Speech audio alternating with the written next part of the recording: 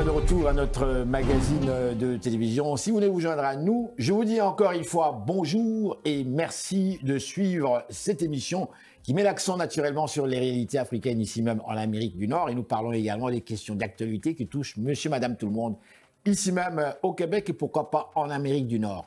Aujourd'hui, nous recevons un grand monsieur. Il nous vient de Sankourou. Sankourou, vous devinez, en République démocratique du Congo. Ça fait pas longtemps qu'il est là. Dernièrement, il y a eu une conférence au Centrafrica. L'équipe était là, malheureusement, j'avais oublié, c'est grave. Je devais y aller, donc je m'excuse d'avance, je m'excuse beaucoup. Je devais être sur place, mais quand même, on a cette chance d'avoir M. Gilbert Emongo, justement, qui était parmi les conférenciers. Il est avec nous aujourd'hui et on parle du développement de l'Afrique. Bonjour, comment ça va?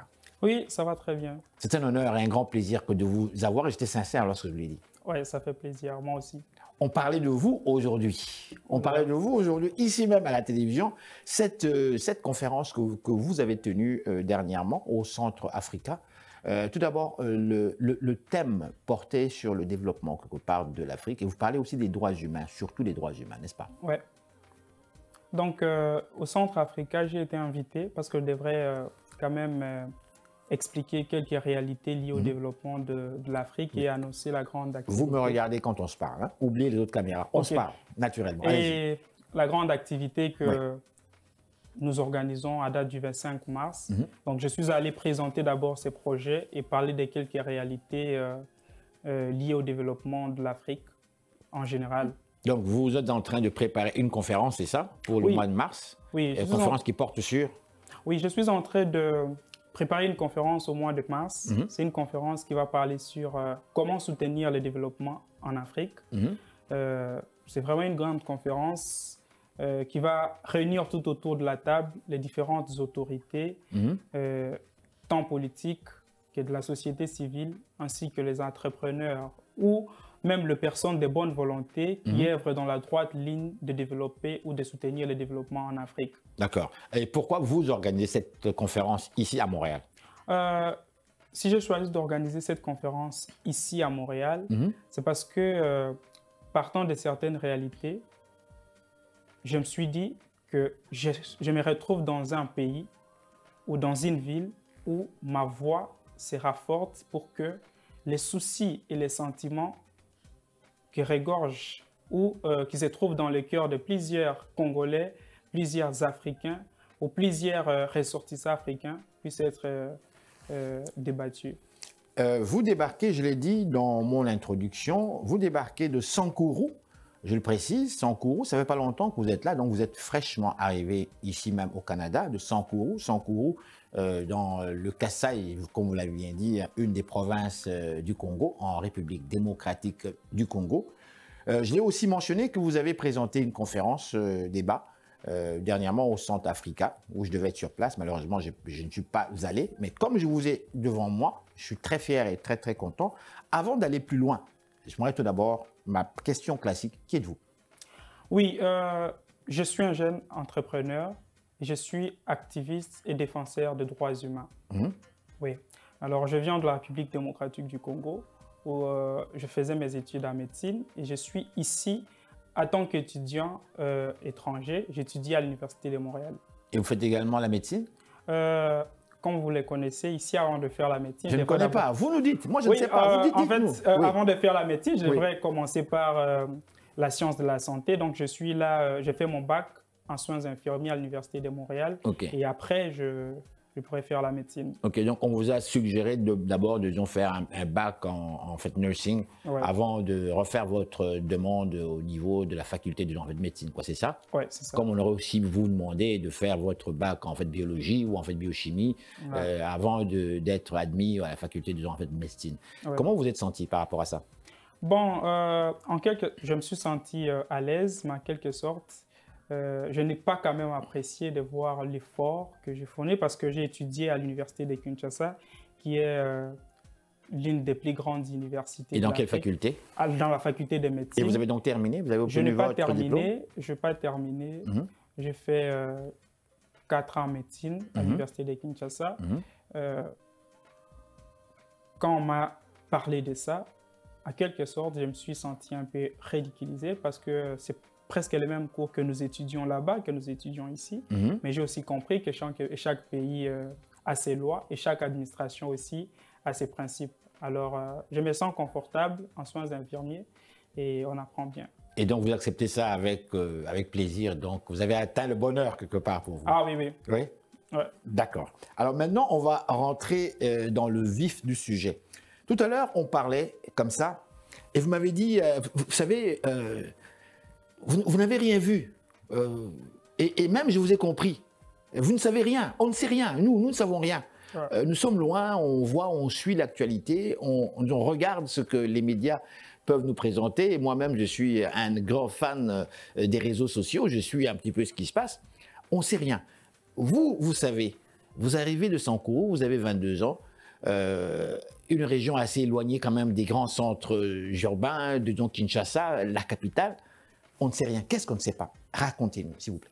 OK.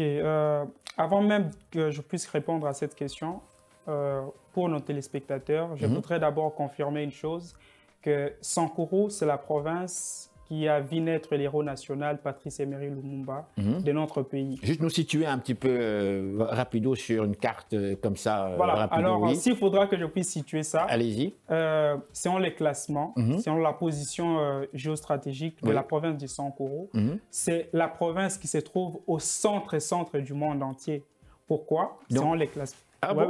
Parce que les classements mondiaux établissent les choses de la manière suivante. Oui. Les continents africains, les continents qui se trouvent au centre de tous les continents du monde. Parce que l'Équateur passe. Oui. Et la République démocratique du Congo est le pays qui se trouve au centre de l'Afrique. Et la province du Sankuru est la province qui se trouve au centre de la République, de la province du Sankuru.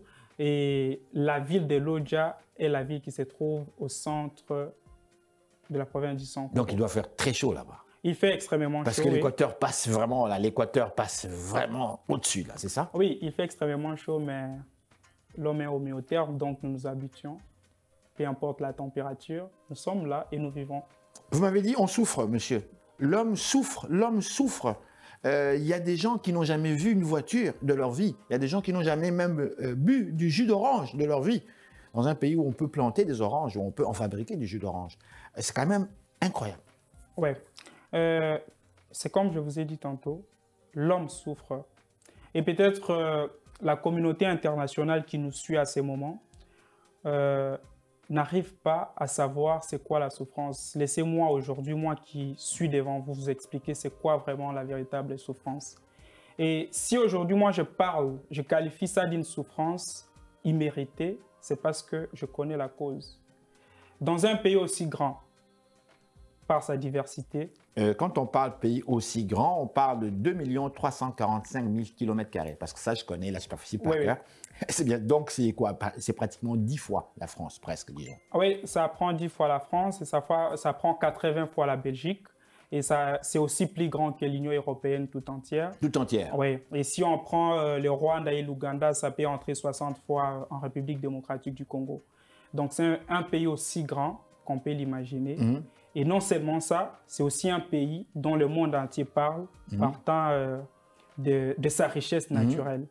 Un pays très, très riche. Un pays très, très riche. Et nos parents nous ont toujours dit que le pays était riche. Et moi, le premier d'ailleurs, depuis que j'ai grandi toute ma vie, c'était la politique de prestige. L'époque de Mobutu, notre pays est très, très riche et très, très riche. Mais nous sommes pauvres. La population est très pauvre, elle souffre. Ouais. La République démocratique du Congo aujourd'hui, moi, en tant que jeune, ressortissant de ces pays, des fois, je me remets en question sur la richesse de notre pays. Vous vous remettez en question? Oui. Vous n'y croyez plus? Je ne crois plus. Pourquoi? Parce que quand on voit la richesse a des choses qui accompagnent la démonstration de cette richesse. Dans un pays aussi riche comme le Congo, la misère ne peut pas être là. Les gens ne peuvent pas manquer à boire et à manger. Et les gens ne peuvent pas manquer les moyens de déplacement. Donc moi, je ne crois plus à cette richesse. Voilà pourquoi je suis venu ici. Je vais vous expliquer en quelques mots la souffrance que les gens connaissent chez nous.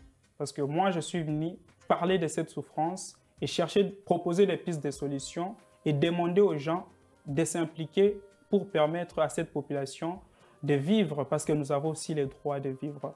Ce n'est pas un péché quand on est au Congo et ce n'est pas un péché quand on est dans une province. Monsieur Henry, à la province du Sankoro, nous traversons des situations tellement compliquées que, laissez-moi vous dire, que les conditions de route ne sont pas favorables. Une personne ne peut pas faire un déplacement de 10 km dans un vélo ou dans une moto sans pour autant traverser peut-être les moments les plus sombres de sa vie. C'est-à-dire? Ça veut dire que l'état des routes ne sont pas bonnes. Les routes ne sont pas bonnes. Donc il ne peut pas circuler finalement. Il ne peut pas circuler, il n'y a pas de pont. Il n'y a pas de pont. C'est juste les villageois. Un villageois va peut-être couper un arbre et il pose un arbre de l'autre côté de la rivière et de l'autre côté de la rivière. Donc si tu n'es pas stratège, si tu n'es pas intelligent, si tu n'es pas prudent, tu traverses dans cet arbre, tu tombes, tu meurs et on t'oublie. Pourquoi? Parce que nous, chez nous, les eaux sont tellement propres et la propreté et les feuilles qui tombent dans l'eau font en sorte que l'eau soit noire. Alors quand, par exemple, tu entres dans l'eau, les gens ont du mal à voir ce qui se trouve à l'intérieur. Et les gens meurent presque chaque jour de cette situation-là. Et qu'est-ce qu'il y a à l'intérieur? La profondeur déjà de la rivière. Oui. Ouais.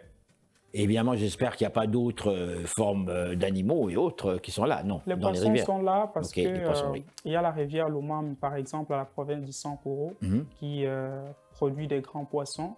Et c'est quand même trop dangereux. Il y a non seulement le poisson, mais il y a aussi d'autres animaux aquatiques. Comme?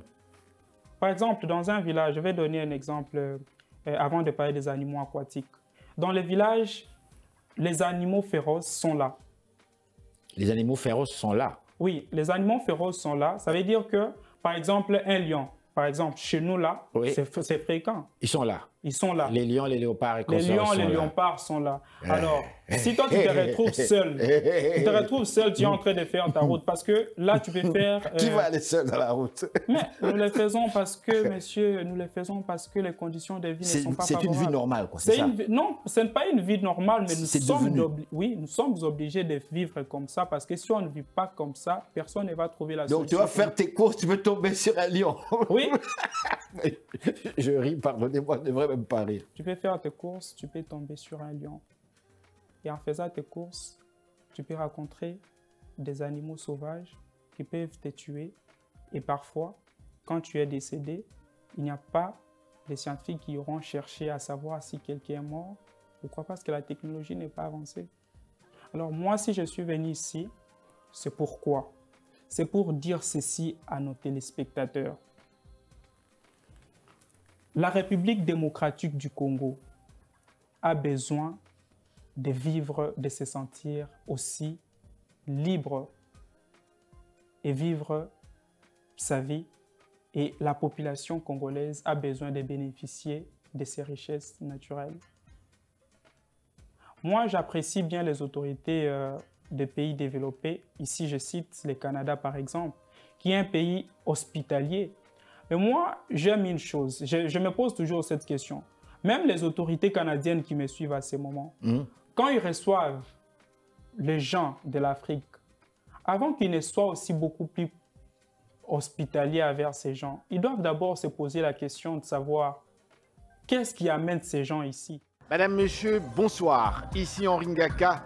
Ne ratez surtout pas nos prochaines émissions présentées à ICI Télévision depuis Montréal. Ça va causer. Pourquoi les Africains viennent-ils ici? C'est ça. Voilà. Pourquoi les Africains viennent ici? Mais la réponse, je peux vous la donner pour le commun de mortels. Peut-être que je me trompe, mais ce que j'entends dans le grand public, c'est que nous sommes pauvres. Un. Deux, c'est qu'on voit les enfants fuir par des bateaux bizarres là, dans la mer et consorts parce qu'ils sont désespérés. Ils meurent même. Ça on voit ça à la télévision partout. Alors, quand le public nous voit débarquer ici, mais forcément, ils se disent, écoutez, chez eux, ça ne va pas. Donc, c'est pour ça qu'ils viennent ici.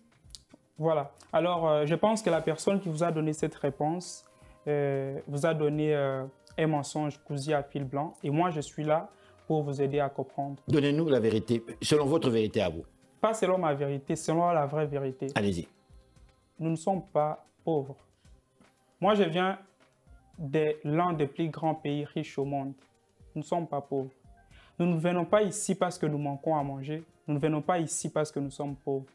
Mais nous venons ici parce que ici, c'est un pays où il y a la paix et tout le monde aime là où il y a la paix. Parlant de la richesse, monsieur. Moi, je dirais plutôt que c'est un pays organisé. L'organisation. Mais l'organisation prend beaucoup de choses. Pour qu'un pays soit organisé, ça prend aussi la paix. La paix, bien sûr. On ne peut pas parler de l'organisation s'il n'y a pas la paix. Et ici, j'interpelle même la communauté internationale qui me suit à ces moments. Oui. L'essence d'humanisme ne doit pas disparaître de nous.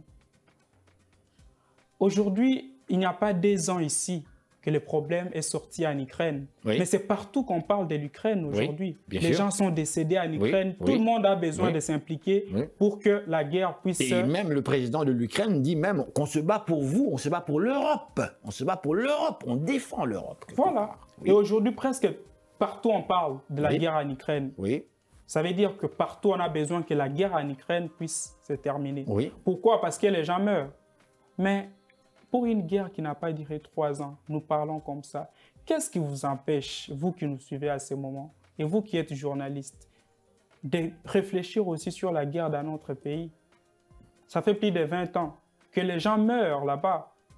Alors la question que l'on se pose, les gens qui meurent en Ukraine sont des personnes et les gens qui meurent au Congo ne sont pas des personnes. On va laisser au grand public de pouvoir répondre à cette question. Vous, qu'est-ce que vous dites de cela? En fait, voulez-vous répondre vous-même, en fait, votre question? Si moi je réponds à cette question, oui. je vais dire qu'il y a de l'injustice organisée et l'essence d'humanisme doit revenir parce que nous sommes tous des humains et nous partageons les mêmes valeurs humaines et tous nous avons droit à la vie. Et lorsqu'il faut réfléchir sur la sécurité d'un pays, il ne faut pas regarder les pays à un œil peut-être de profil pour catégoriser les pays sur base de l'importance. Parce que de la même façon qu'on a besoin de la paix en Ukraine, on a aussi besoin de la paix en République démocratique du Congo. Et quand vous discutez de la question sur la paix en Ukraine, je vous demande aussi de réfléchir sur la paix en République démocratique du Congo, que vous tous, vous êtes censés savoir, parce que ça fait des années, on parle de la guerre en République démocratique du Congo. Ce n'est pas aujourd'hui que ça commence. On parle de la guerre presque à tout moment, on parle de la guerre en République démocratique du Congo. Mais qu'est-ce que vous avez eu à faire pour finir la guerre là-bas? C'est ça. Parce que, messieurs, moi, ce que je trouve à dire face à cette situation, vous savez, même si les gens ne parlent pas, à un certain moment, vous devez comprendre que même si vous voulez aider, vous n'allez pas aider toute une nation. La plus bonne façon d'aider la République démocratique du Congo, c'est d'abord installer et instaurer la paix. Je ne crois pas que la communauté internationale qui me suit à ce moment est incapable de chercher la paix en République démocratique du Congo. Je ne crois pas. Je doute fort. Parce que si vraiment l'essence d'humanisme règne, je ne pense pas qu'une personne, si déjà quand tu perds un membre de ta famille, tu as mal, je ne pense pas qu'une personne pourra accepter de voir son père en train de les regarder. On coupe la tête de son père. On coupe la tête de son père? Oui, avec la machette, on coupe la tête de son père. Il meurt sur place. Ce sont des choses qui se sont passées chez vous, dans votre région? Ce ne sont pas les choses qui se sont passées, ce sont les choses qui se passent là. Ça se passe maintenant. Ça s'est passé il y a 20 ans. Et chaque année jusqu'à aujourd'hui, ça se passe dans notre pays. Et pourquoi est-ce qu'ils vont faire ça? Couper la tête d'un être humain, d'une personne, de ton père devant toi? Mais c'est absolument dégueulasse, franchement. C'est pourquoi je vous ai dit, les prédateurs ont besoin de gagner quelque chose de façon illégale. Et ils pensent que la plus bonne façon de gagner, c'est d'appliquer la force. Et de tuer des êtres humains. Et le plus grand problème, c'est qu'ils ne tuent pas seulement les gens qui font la résistance, mais ils tuent les innocents. Et vous avez personnellement assisté à cela? Vous avez donc vécu cela? Oui, j'ai vécu cela. Et je pense que les images les plus récentes, c'est la descente du pape François, République démocratique du Congo. Je pense qu'à la face du monde, vous avez vu les victimes de l'Est de notre pays sont venues rencontrer le pape. Oui. On a montré toutes les preuves. Oui. Écoutez, je dois vous dire déjà merci. C'est vraiment le temps. Malheureusement, on a eu tout le temps. On va conclure cette interview. On va situer notre public, juste pour bien le situer. Qu'est-ce que le public doit retenir de cette interview? Merci. Le public doit retenir ceci.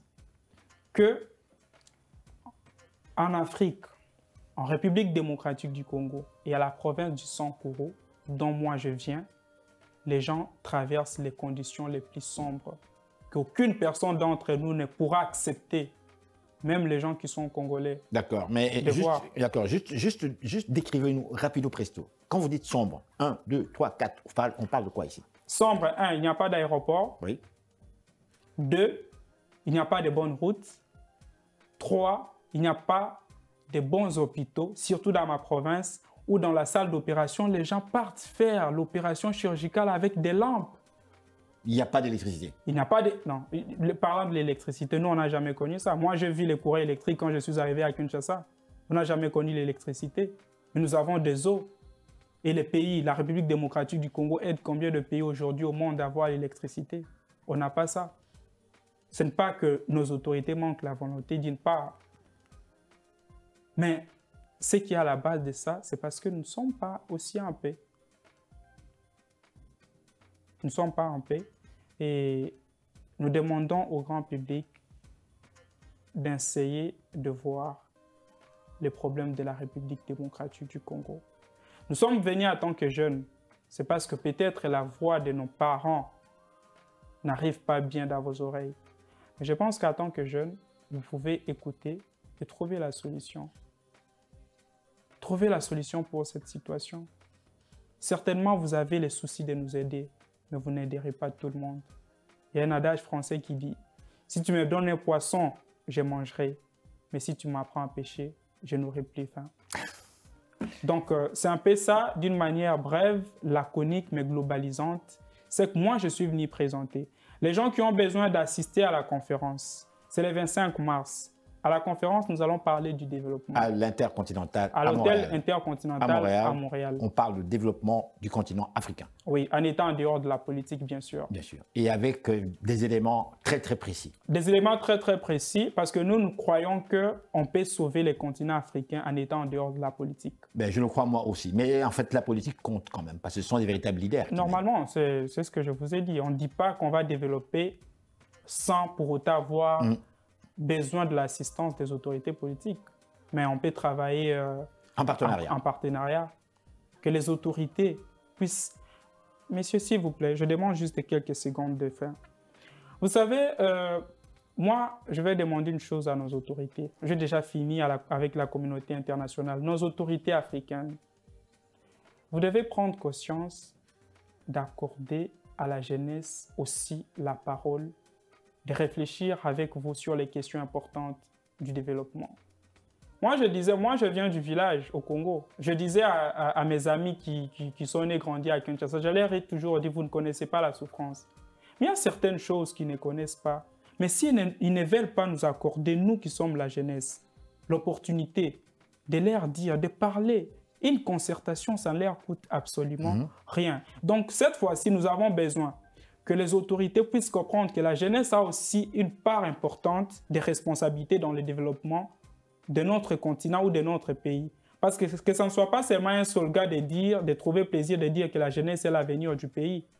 Pour que quelqu'un soit l'avenir d'un pays, il doit se sentir intéressé, concerné et participer dans le développement de ce pays. L'initiative que vous venez de mentionner est très très bonne. Ouais. Donc on va assister, on fera tout pour être là à cette conférence. Espérons que la santé va nous maintenir, bien sûr. Oui, et j'ai déjà prié pour ça en tant que chrétien. Et je pense que la santé, déjà, je t'ai garanti la santé et tu seras là. Et nous serons très ravis de vous voir. Et par vos antennes, nous invitons le large public de venir réfléchir avec nous sur cette question importante liée au développement de l'Afrique. Parce qu'un continent africain développé, c'est l'équilibre mondial installé. Merci.